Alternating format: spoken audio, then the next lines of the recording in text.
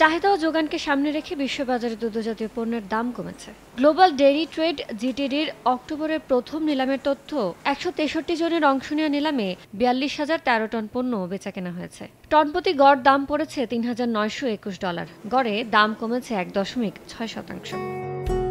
নিলামে নিউজিল্যান্ডের খামার মালিকদের সমবায় প্রতিষ্ঠান ফন্টেরার ননিযুক্ত গুঁড়া দুধের দাম কমেছে ২.৩%। টনপ্রতি গড় মূল্য নেমেছে $৩,৬৯৬। আর ননি ছাড়া গুঁড়া দুধের দাম 0.৫% কমে প্রতি টনে গড় মূল্য পড়েছে $২,৫৯৯।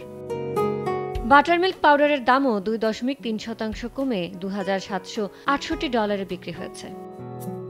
এবারের নিলামে সবচেয়ে বেশি কমেছে মোজারেলা পনিরের দাম, 11.8% কমে প্রতি টন বিক্রি হয়েছে $3,393। মাখনের দাম 3% কমে নেমেছে $6,712।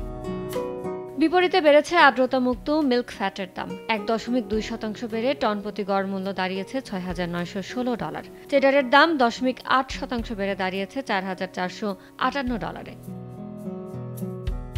ইয়ানুর শিফাত, সময় সংবাদ।